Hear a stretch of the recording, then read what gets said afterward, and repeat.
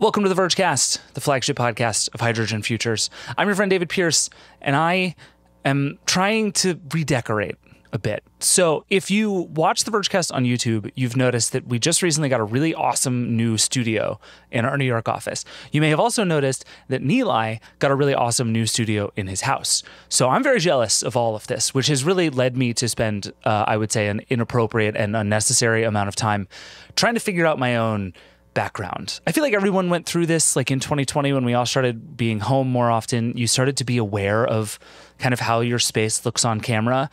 I make a podcast on camera now, and so I notice it more than is probably healthy or reasonable. And I've just been trying to figure out, how do I make this look a little nicer, a little more studio-ish, and less like the basement / home office / guest room / child play place that it actually is. So I suggested this to Liam, our producer, that maybe I want to do some stuff. He sent me a long list of things to do. He wants me to put blinds on the window. He wants me to move the guitar that's over here. But I think I actually just need to get rid of it because I don't play it enough or well enough for it to feel honest to have a guitar in the shot. I already put some books up that I think look nicer than the mugs that were there. The mugs are now up there. There's just a lot going on. Will I eventually put some like cool purple lights and go full YouTuber? Probably. It's going to happen. I'm excited about it. If you have ideas for my home studio, please hit me up. Ideally, if they don't cost $1 million and won't make my wife very angry. Anyway, we have an awesome show coming up for you today. We're doing something a little different on the show today. Will Poor, our producer, got very interested in what I would call an alternate future for transportation. Right now, we're in the middle of this incredible revolution in EVs. We're rethinking the way that charging networks work. They're being built out all over the place. There's huge money being put into it. Lots of companies, every car company is suddenly in on what if the future of cars is batteries. But that's not the only future that we could have had. And in fact, there was a minute where it looked like that wasn't going to be the future that we did have. So Will and a couple of other folks on our team went out to California and went on a road trip to see what that future might have looked like and what we missed. All that is coming up in just a sec. But first, I have to move this stuff behind me because now I notice all the clutter and I hate it and I got to fix it. This is the Vergecast. We'll be right back.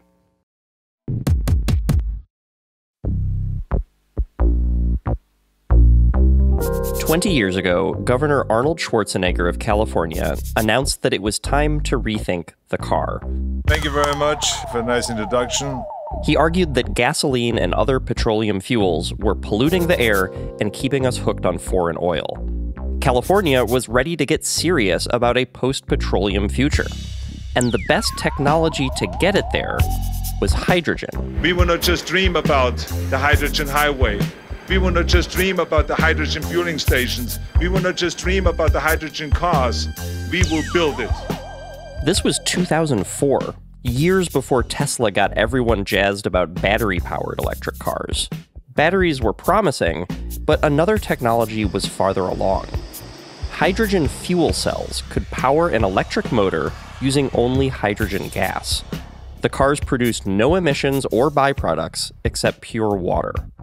Governor Schwarzenegger got very excited about fuel cells, and he proposed an elaborate hydrogen highway to support them. The government would help fund a network of fuel stations, which would encourage automakers to build cars. More cars would lead to more stations, and by 2010, the plan went, every Californian would have access to hydrogen fuel. From there, advocates predicted a nationwide expansion. It could spell the end of the petroleum era in America. That is not what happened. San Jose, Snell Avenue, under maintenance. Oh, offline? Since this morning at 10:50. Oh, jeez. Okay. The station is offline for repair. 20 years later, I found myself driving across California in a fuel cell car, a Toyota Mirai. Rolling again. I was there to find out what became of that grand green vision of the future. We are 23 minutes away from the closest station. Today, there are hydrogen-powered cars you can buy in California, and some stations to fill them up at. But the statewide network never materialized, let alone a national one. And those stations are failing. Maybe one pump worked for months at a time. Sometimes none of them worked. The cost of fuel is skyrocketing. $36 a kilo, and it's insane. And car sales are plummeting. I'm trying to take it back to Toyota. The hydrogen experiment is teetering on the brink. Right now, the auto industry is making this huge seismic shift to battery-powered cars. Why not hydrogen? Why didn't that version of history win out? Who's still fighting for hydrogen today? And what's happening to the thousands of drivers still sticking it out with their cars? This all felt like a lot of questions that only a road trip could answer. So in June, I roped in fellow producer Andrew and our video director Alex. The three of us flew to San Francisco, rented a Mirai on Turo, and charted a course from the Bay Area to Los Angeles, along whatever was left of the hydrogen highway. Here to here, we are going there.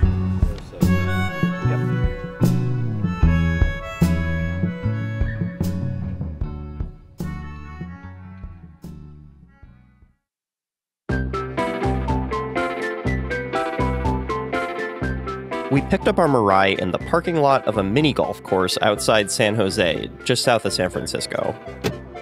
It's a very ordinary looking sedan. If it weren't for the little fuel cell badge on the back, you wouldn't know there was anything unusual about it. Under the hood, a Mirai and a Tesla are surprisingly similar. They're both powered by electric motors, and a fuel cell is basically a battery. Just instead of pumping in electricity to store and use later, you're pumping in hydrogen to react with oxygen and generate electricity on the fly. In other words, a Mirai's hydrogen tank and a Tesla's battery are just two different ways of storing energy until it's needed to power the car. Oh, there's one other difference. The fuel cell creates a decent amount of water as a byproduct. In the Mirai, it's almost a cup per mile traveled. So the car does need to pee.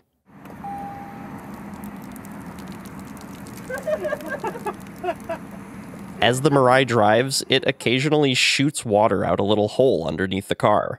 You can also make it pee on command by hitting a button on the dashboard. Yeah, go ahead and start the car. The remote is in the middle, you saw it? The remote. The guy we rented from, Salman, gave us a quick tour of the car. And it's a luxury car. It drives beautiful, actually. Once you drive this, you'll feel it.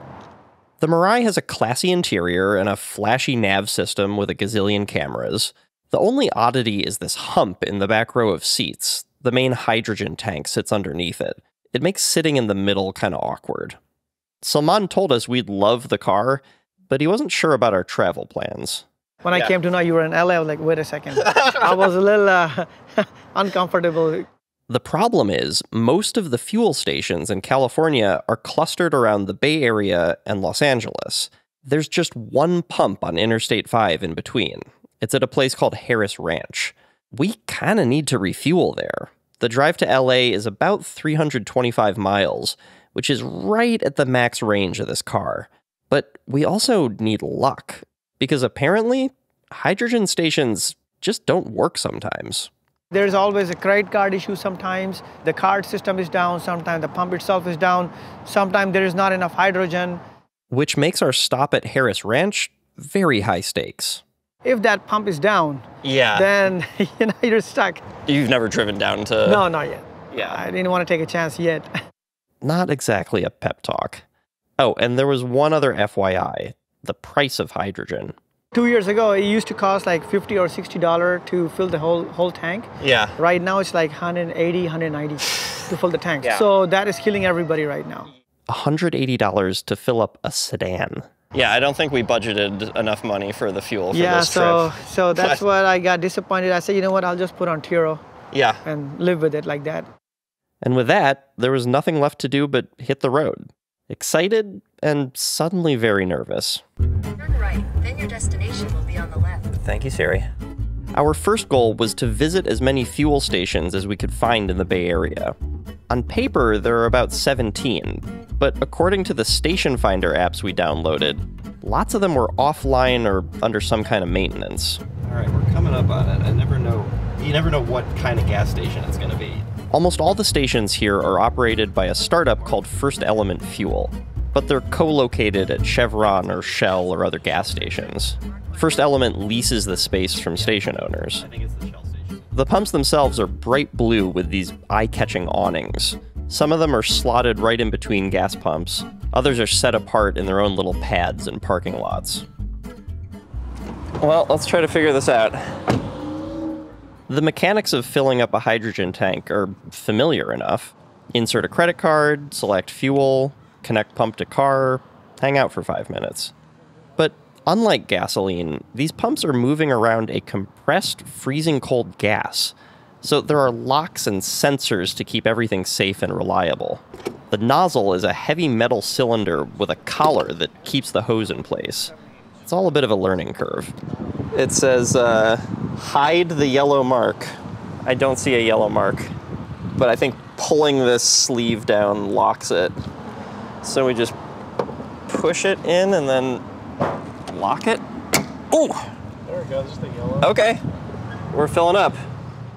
We tried fueling at most of the stations we visited, and we always got fuel, but we hit a glitch or two in just about every part of the process. The screens are both wigging out a little bit, but it seems like it's fine. I don't know what door sensor means, but... Oh, I think it timed out or something. I gotta run my card again. One constant struggle, the nozzle kept sticking to the car after we were done filling. I hate that. I hate yanking that hard on anything. But that was just our experience.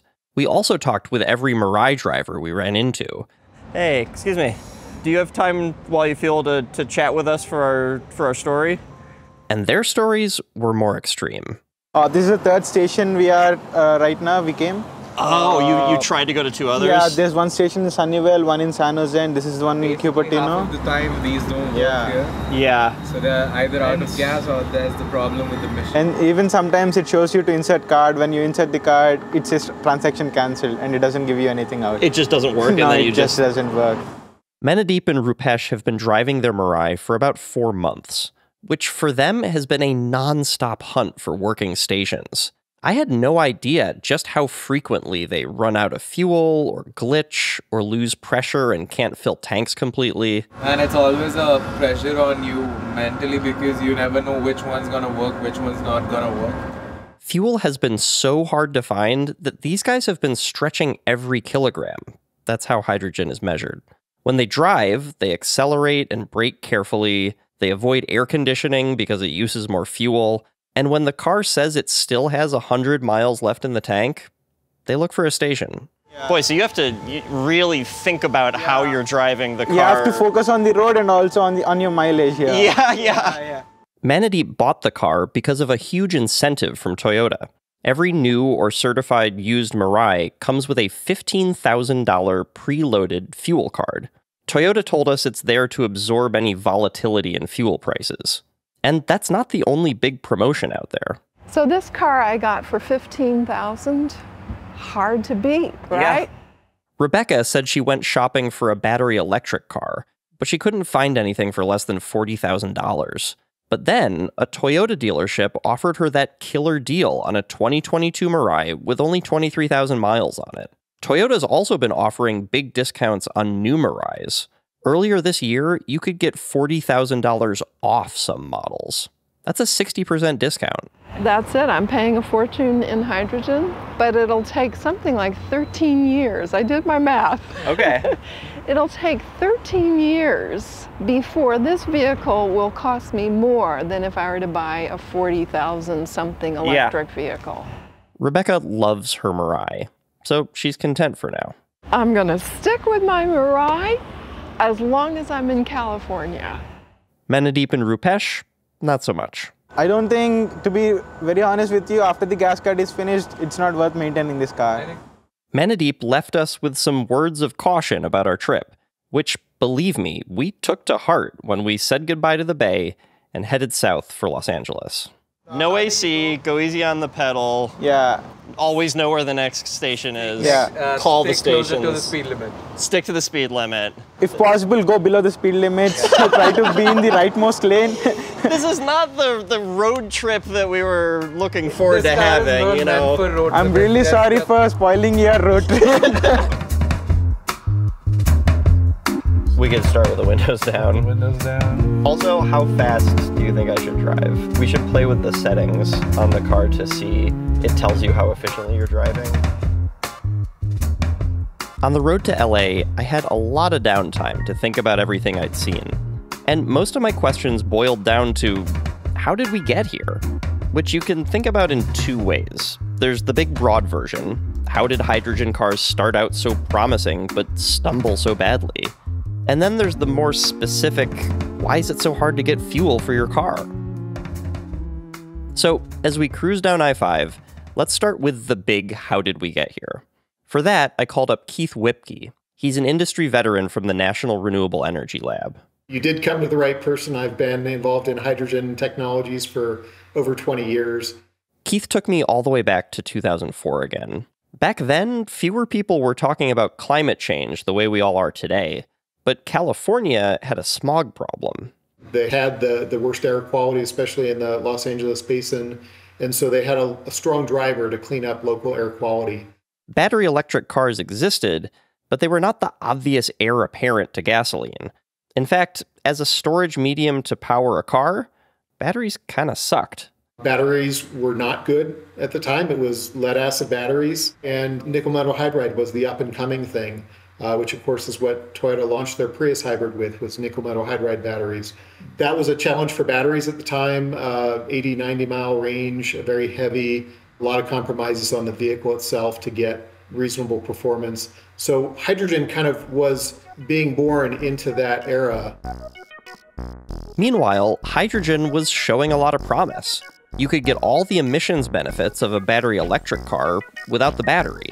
Plus, fueling was a faster and more familiar process for drivers. It looked like a great successor to gasoline, and California got on board. I'm going to encourage the building of a hydrogen highway to take us to the environmental future. The original plan called for at least 150 stations by 2010, but that never happened. Around 10 demo stations came and went, which were co-funded by a federal program. Everyone learned a lot, but it was an R&D exercise. By the end of the decade, lots of people were asking, where is this hydrogen highway? But in 2013, California reset and recommitted. It put up $20 million a year for stations, and between 2015 and 2020, at least 37 new stations came online. I do think that I and a lot of other people thought it was just going to be a bunch of dominoes falling, that the hydrogen stations were going to go 50, 100, 200 stations in California. The Northeast market would launch and take off there, and then people like me in Colorado would maybe get a backbone across interstates, and we would be able to drive a hydrogen car as part of our daily commute. The car companies played their part too. In 2008, Honda began leasing a fuel cell sedan called the Clarity. Toyota made a big splash with the Mirai in 2015. This isn't just another car. This is an opportunity to really make a difference. The name we've given to our new car is Mirai, which in Japanese means future. The other fuel cell car you can buy today, the Hyundai Nexo, hit the US in 2018.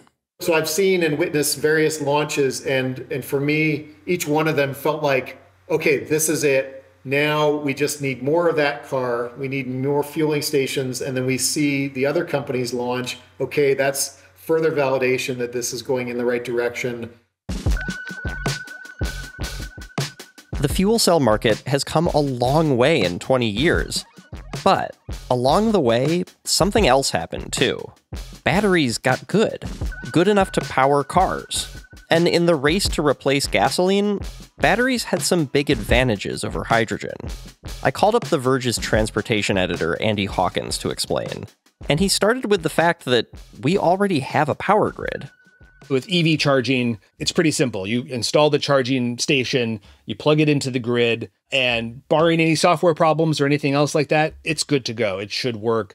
That was a huge advantage in the early days of battery EVs. Drivers could just plug in at home. It's a different story with hydrogen. There needs to be a supply chain. You need to truck the hydrogen in for where it's being produced to the filling stations, fill up those tanks at the filling stations, and then once the hydrogen has been depleted, the whole process starts all over again. Now, granted, it's taken years for a public EV charging network to mature. In fact, it's been a mess of competing standards and flaky charging ports. But it's getting better. And the reason reveals another huge difference between hydrogen and batteries. The hydrogen car industry, as it were, didn't have a Tesla. Ladies and gentlemen, Mr. Elon Musk! Tesla hit the scene in 2008 with the $100,000 Roadster, and it has utterly defined the battery electric business ever since. Over the past 15 years, its cars have steadily gotten cheaper and more ubiquitous. And along the way, it also built a huge charging network, which is so good that pretty much every other automaker in the US is now signing on to Tesla's standard. We're getting the entire industry realizing that Tesla has the best charging network. They have the best chargers, the most reliable. We're all going to just end up using Teslas, as we probably could have realized a lot sooner. In other words, say what you will about Elon Musk, and on this podcast, we surely do, but Tesla gets a lot of credit for dragging the battery electric market into existence, which is something that hydrogen just never had. There was no Tesla startup company that was out there innovating, taking its lumps, losing millions and millions of dollars in the process, but also generating lots of buzz, generating lots of hype and speculation amongst investors and on Wall Street, in the government as well, and sort of proving eventually, ultimately, that there was going to be this huge untapped market for battery electric vehicles. In the end, the numbers tell the story. Battery electric cars and charging stations exploded across the country. Today, there are roughly 43,000 public charging ports in California alone, whereas hydrogen seems to be backsliding. There still is this plan that exists, like state grants to companies to build out stations. The only problem is the companies that have agreed to do so are now backtracking on those plans.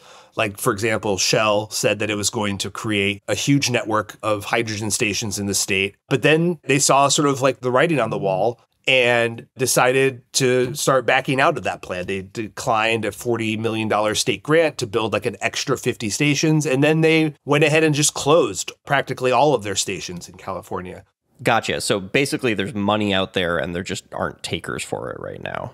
There's a pretty strong belief right now in sort of in California and elsewhere that battery electric vehicles, they won. Hydrogen could have, surpassed EVs at some point. But over the last 15 or 20 years, it's very clear that battery electric vehicles are the preferred alternate technology for private vehicles. And hydrogen is kind of becoming a bit of a footnote. So there's the big picture, how'd we get here? But that doesn't fully explain what we saw. Glitchy stations, the price of fuel, the shortages. To understand those problems, I needed to talk to First Element, the company that runs almost 3/4 of the stations in California.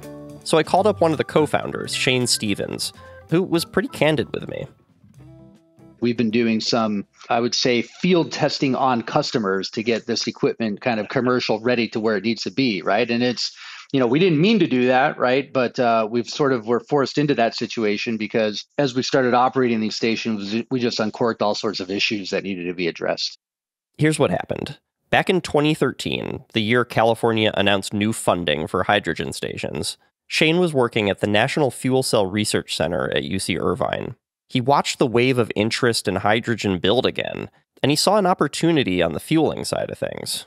So that same year, he and two partners founded First Element. From there, we actually got some initial financing from Toyota and Honda, and we were able to leverage that private financing and go get California state grants. We won 19 stations, and we were able to develop the initial network of hydrogen stations. First Element made a big push right out of the gates, and it got around 15 stations up and running by the end of 2016. That speed was a calculated risk. They built more, smaller, cheaper stations to prove out the network and encourage automakers to start selling cars. And the plan worked. A little too well. The cars came more quickly, the stations were overwhelmed more quickly, and the customers drove the cars more than we anticipated early on. What became obvious to us is that this technology for hydrogen stations was actually not really ready for prime time commercially. The equipment that we're using in the field today, it hasn't gone through sort of hours of testing to make sure the robustness is there, to make sure that, little design kinks or design flaws have been worked out. And then when it's used, regularly every day on hundreds of customers, all of a sudden you start to see that it maybe doesn't hold up as well because it's never been tested under those conditions. Which lines up with our experience at the pumps. Lots of little quirks and rough edges. We had a lot of hiccups on uptime. We had performance issues. We had logistics issues on supplying the fuel, and we actually had a lot of fuel runouts to the station. First Element has spent years trying to fix that first big mistake. Its newer stations are bigger, more expensive, and more robust. They can store more fuel and dispense more at a time. They actually store hydrogen as a liquid now rather than a gas, which has been a lot easier. And, the reliability is getting much better than what it was as well. I don't think we're all the way where we could be, but we're now at a point where we see a commercially viable product. That also tracks with what we saw. We just had fewer hiccups using the newer stations, and drivers told us they were more reliable.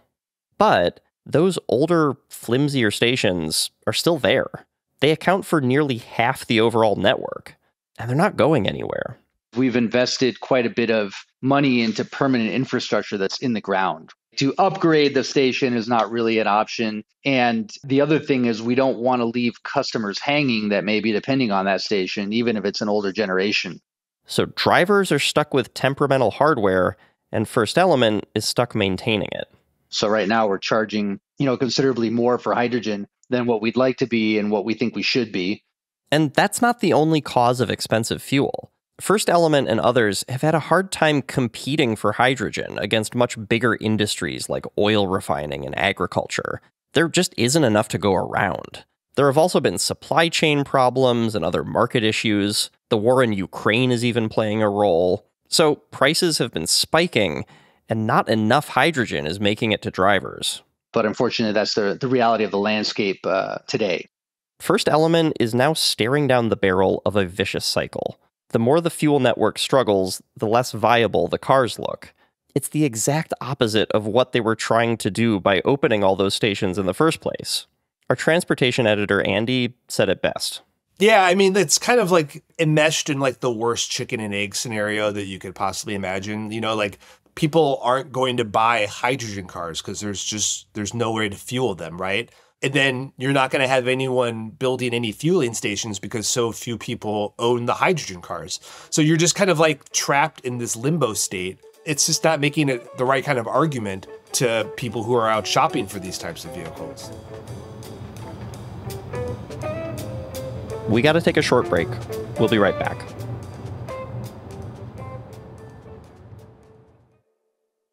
Support for the Vergecast comes from Life 360. Look, we've all been there. 1 minute you're calm and carefree, and then you reach into your pocket to grab your wallet and you realize it's not there. It's not on the table or the nightstand or even in yesterday's pants. Now what? No need to panic, especially if you have tile trackers. You can attach them to your keys, slip one in your wallet, or anything else you don't want to lose. You can even put one on your pet's collar. Anytime you need to find something, you can use the Life 360 app to either ring your tile or track down its location if it's really lost. You can even track a stolen item without tipping off the thieves. There's also a lost and found QR code that if someone finds your item, they can easily get in touch. And if you lose your phone and you can't access the app, you can double-click the button on your tile and it'll ring your phone even if it's on silent. You can keep track of what's important with Tile. Visit tile.com today and use code VERGE to get 15% off all tiles. That's tile.com, code VERGE.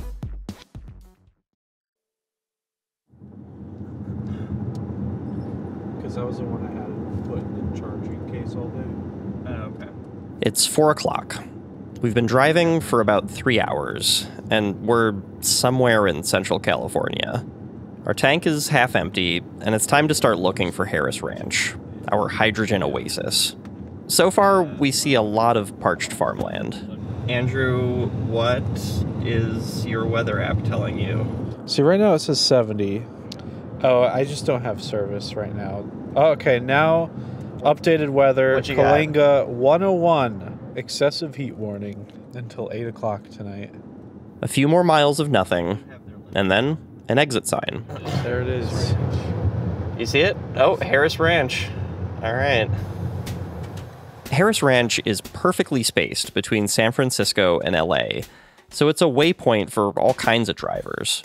There's a Shell gas station, and what is currently the largest bank of Tesla superchargers in the world. Over the years, though, the owners of Harris Ranch have made it a destination unto itself.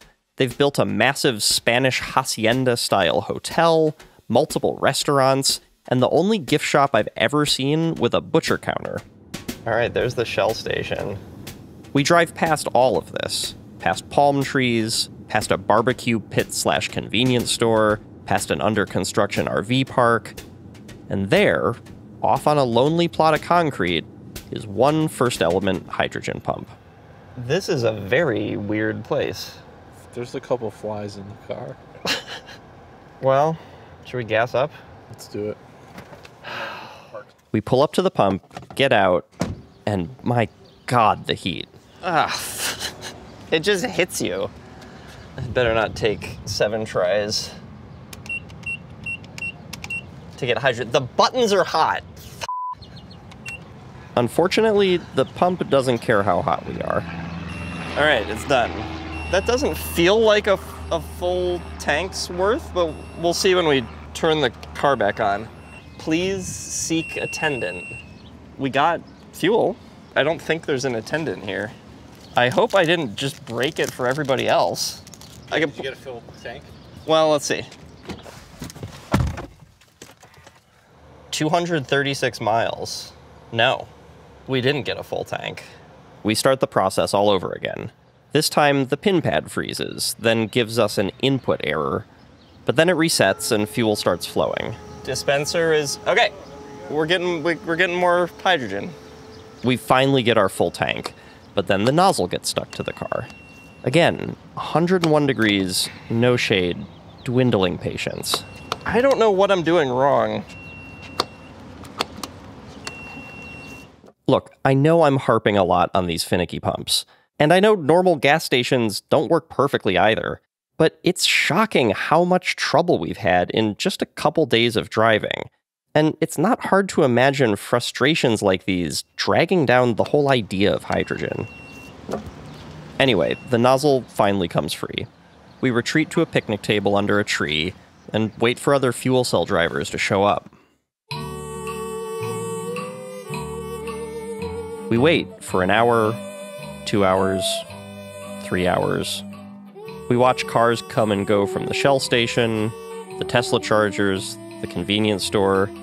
We get dinner at the barbecue pit, and we eat it while staring across the parking lot at the pump. We dub this, of course, the stakeout. It's a nice break from the road and the heat, but we are beat, and I am pretty sick of loitering at gas stations. Finally, around 8 p.m., as dusk is falling... Is that a Mirai? I sprint over like a lunatic. The driver, Billy, is happy to chat, and he wants to know if the pump is working. Did you guys just fill up, or? It was earlier today. No, we've been here for a few hours. Have you seen anybody else? Nope. Oh, really? No, no one else. Do you see people when you stop here? Sometimes. Yeah. But yeah, you don't really see that many people. It's, Harris Ranch. Billy lives in LA, and he's gone up to San Francisco a few times. He even tips us off to a second route. There's a station in Santa Barbara, a couple hours up the coast from LA. It's far enough north that from there, you can get all the way up to San Jose along Highway 101, as long as you drive conservatively and don't hit any detours. It's more scenic drive. But does it feel... And at the same time, you get a little bit anxious because by the time you get to the next station, you have like 50 miles left. You have to plan it out. If you don't plan it out, it becomes a nightmare. Yeah. If you never run out of gas or fuel? Almost. But I mean, Toyota gives you the service where you can, they'll tow it for free. Yes, that is another real perk that Toyota offers. Free towing. I have not used that at all. Yeah. So luckily. Knock on wood. And that was the end of the stakeout. Billy filled up and left. It was fully dark out, and we were wiped. So we called it quits and found our hotel. The next morning, we shoved off for LA.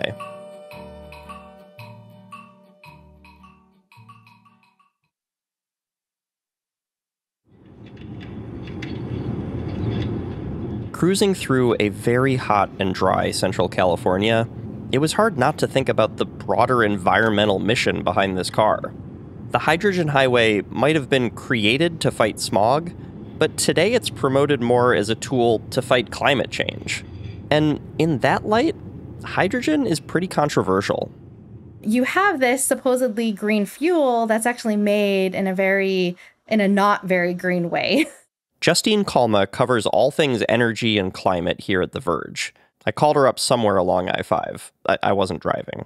So tell me why this does not make sense for cars. Why should we not be in this hydrogen fuel cell car right now?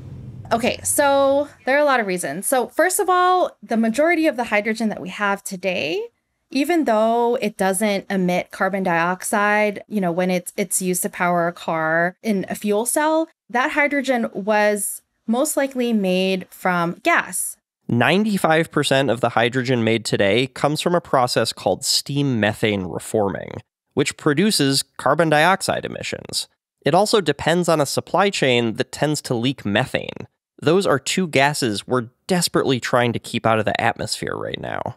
Methane is a greenhouse gas pollutant that is even more potent in the short term than carbon dioxide. And so a majority of hydrogen today is what you call gray hydrogen. Meaning basically dirty. Now, there is such a thing as green hydrogen, fuel that's clean and climate friendly. So the way that green hydrogen is made is typically using renewable energy to power electrolysis, which is splitting water into hydrogen and oxygen. Right now, electrolyzers are pretty expensive, and green hydrogen is something like 4 times the cost of gray hydrogen right now.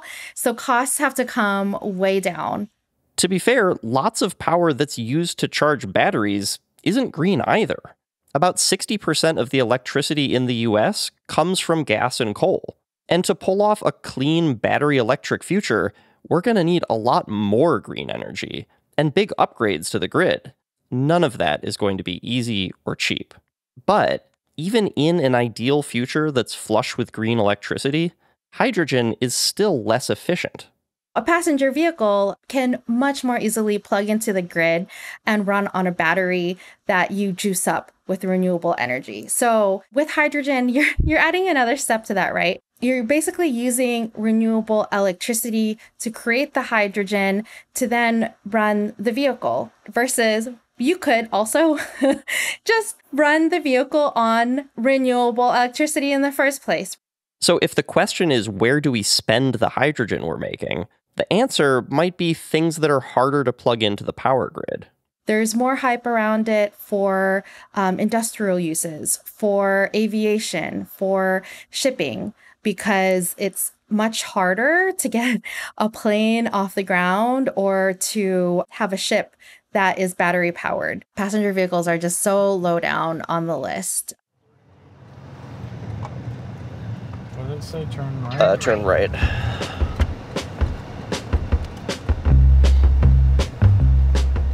After another long stretch of Highway 5, we pulled into LA. All right, here's the palm trees. 1,000 feet, turn right onto San Fernando Mission Boulevard. We were excited to check out the scene. There are more fuel cell cars and stations here than anywhere else in the state. But we'd also read about a months-long hydrogen shortage, and our fuel map showed a lot of offline stations. I see it, it's glowing, those blue awnings. It's nice looking. Are those? It's a little futuristic looking. They're a little snazzier. We found lots of fuel cell drivers really quickly. And, well, here's your vibe check. It's been awful, to be completely honest. I'm trying to trade it in for a regular car, like a gasoline car. We bought this with the idea of saving the earth or whatever, and of course, saving for the gas, but never happened. Have you ever run out? Oh, of course. Yeah. Oh, yeah. You get towed or? You get towed. We heard lots of familiar things. Love for the cars, frustration around fueling. Flaky stations, brutal prices, range anxiety. regrets. We also saw one Hyundai Nexo. The owner, Tigran, actually solved a mystery for us. He told us why fuel nozzles kept sticking to our car. So I've been standing here for 5 minutes trying to yank it off. Yeah. And sometimes it just... Okay, like right now is a good example. Okay, this has happened to me. So it gets like really cold. Like you could tell there's like ice. Oh, okay. So it is just like freezing. It turns out that the more the pumps get used, the colder the hardware gets from all the cooled hydrogen moving through. So the nozzle can freeze to the car. Oh, wow. It's, my finger so that was almost actually stuck to it. Not bad. It took about 10 seconds. But other times I've literally waited 5 minutes for it to loosen up, but... Oh, we thought we were pulling on that handle wrong or something. Yeah. We thought there was some trick that we didn't know, and it's the freezing. It's just the freezing, yeah. I later realized that Shane from First Element had warned me about this. I even found a video from Toyota about it. At times, the nozzle may become temporarily frozen and unable to disconnect from the vehicle for several minutes. Do not try to remove it forcibly, or you could cause damage to the nozzle, vehicle, or dispenser. Shane had told me the problem was largely resolved, which doesn't seem to be the case. I met people here, they're like, oh, I carry a bottle of water with me, and I just kind of pour a little bit, just to loosen it up a bit. Do not pour water or spray chemicals on the nozzle. All in all, Tigran is at the end of his rope. Does it feel like you're just in this kind of pilot program? Yes. Yeah. But it wasn't sold like that. When I got it, it was like, oh, you just go to, it's like filling up your gas at a regular station. You just go, put it in, and you're done. And when it's working, it's fine. That's generally true, but most days it doesn't just work. So what do you think you're going to do with the car long term? The resale value is very bad. Oh, God, you're just really stuck. Yep. I looked to trade it in for a Tesla, and Tesla's like, we'll give you 10,000. Yeah. I owe 30 on it. That feeling of a bait and switch, we've heard that a lot. One Mirai driver, Denise, says the dealer misled him about the value of the car. At the time of closing, they told me the actual value, this car was about 23,000. Okay. After I closed, they told me its actual value is $7,000. What happened? So I think what they do, they try to factor in the fact that they give you a fuel card for $15,000. Oh, they consider that part of the value of the car. Yeah, they consider that part of the deal. Gotcha. Yeah. Okay, so now the resale value of the car is not what you thought it was. No, it's not. It's not what I thought it was. I asked Toyota about this, and they declined to comment on it, but they did confirm that the fuel cards are not transferable. Altogether, these stories started to paint a picture about how these cars were sold to lots of people. Over and over, drivers told us that they were shopping for a battery electric car, but someone, a friend, a salesman, the internet, talked them into a Mirai. It was a new zero-emission luxury car. It's like driving a Lexus or BMW. And it was priced like a Toyota Camry. It was a win-win, except it wasn't. Here's one more Mirai driver, Jonathan. What do you think you're going to do with it long term? Get rid of it. Yeah. Yeah, for sure. Yeah, I will. But I do like the newer models. Don't get me wrong, they're very beautiful, but it doesn't matter what model of the car comes out. It's just if you can't drive it. Talking to these drivers made me think back to a very clarifying moment at Harris Ranch. During our stakeout, we got bored and wandered over to the Tesla area. And after hours spent listening to fuel cell drivers talk about hanging in there, meeting Tesla owners was a shock. Where are you coming from? Where are you going to? We live in Manteca, and we're headed to Anaheim to go to Disneyland. Super reliable and super easy to get charging everywhere. Yeah. So I'm excited, yeah. Road trips are amazing when you have a Tesla and you have the whole thing. They were all just so unburdened. That's the best end state for any new technology. You forget about it and just use it. And right now, hydrogen just isn't there.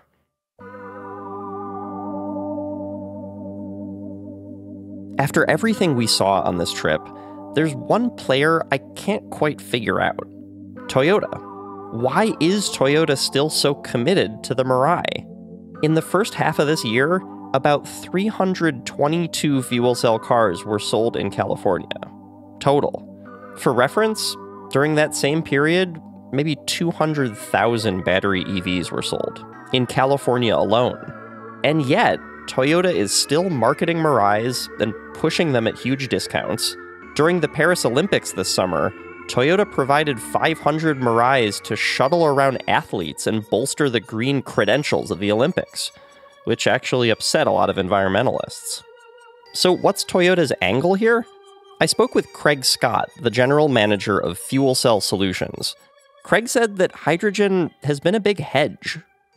It's back to the foundational things of what are we trying to accomplish? We're trying to remove carbon in the tailpipe, and the only way to do that really in a complete way, in a zero emission way, is, there are two competing technologies, batteries and fuel cells. And so, we wanted to make sure we had a good foothold in both. Toyota continues to hedge more than most major automakers. It made hybrids a huge success with the Prius, but it's dragged its feet on full battery EVs. Today, the company sells just one battery-powered Toyota and one model of Lexus, compared to more than a dozen hybrids, and the Mirai.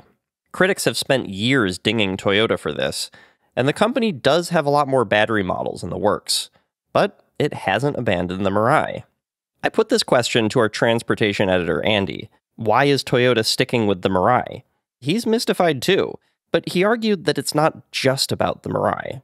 These companies have this technology. They want to use it in some way. They spent a lot of money, they've invested in it, and they want to get something out of it. So they're all sort of casting about and looking for ways in which this fuel source can be useful for future applications. Toyota is working on powering buses, trucks, and trains with its fuel cells. It's developing stationary generators. And Honda, Hyundai, and other companies are doing similar work. First Element is investing in truck refueling. This is what our environment reporter Justine was talking about. There are other places that fuel cells might make more sense. It's the next step in that hedge. If any of those industries go all in on hydrogen, Toyota and others will be there. And the Mirai, its success or failure might not matter so much.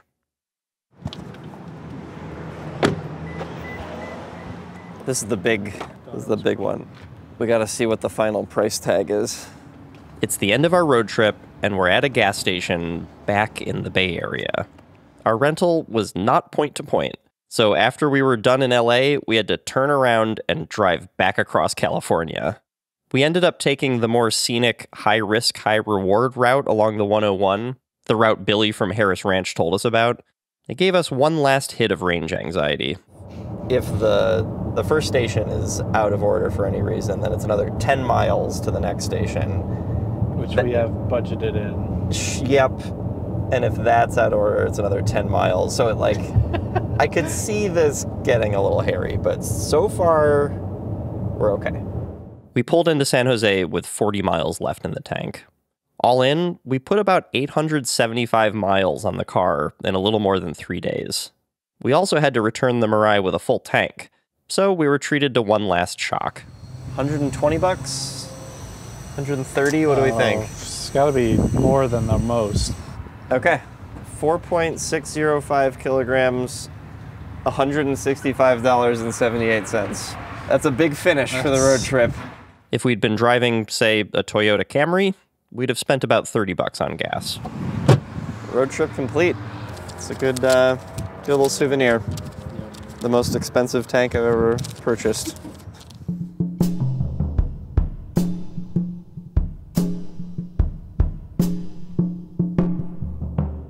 In the back of my head throughout this story, I've thought a lot about Laserdiscs of all things, the failed competitor to DVDs. I've wondered, is that what this is? Is this just an alternate history story? Why the world went this way instead of that way kind of thing? After taking this trip, I don't think that's quite right.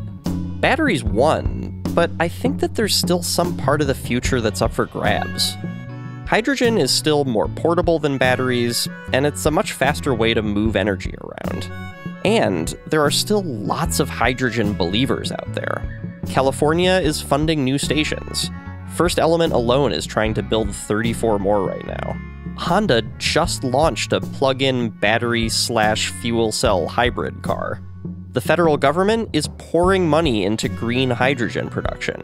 My point is that if you build it, they will come energy is still out there. So fuel cells may yet find their niche. Maybe the hydrogen highway will be full of semi-trucks. Or maybe it'll be a hydrogen waterway or an airway. I don't know. Here's one last thing that I do know. In spite of everything, it was weirdly fun to be part of the fuel cell club. Most of the drivers I talked to were so open and honest and helpful. It was great to swap tips and stories with everybody.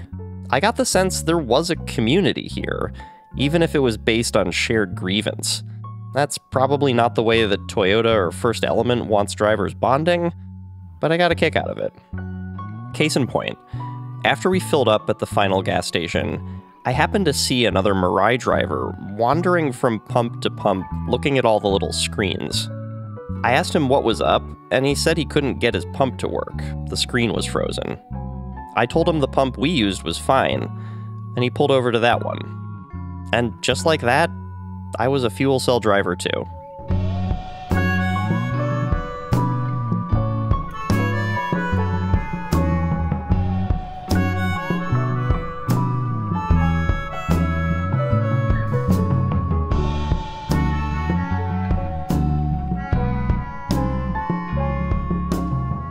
This episode of the Vergecast was produced by Andrew Marino, Liam James, and Will Poor. It was edited and mixed by Andrew Marino.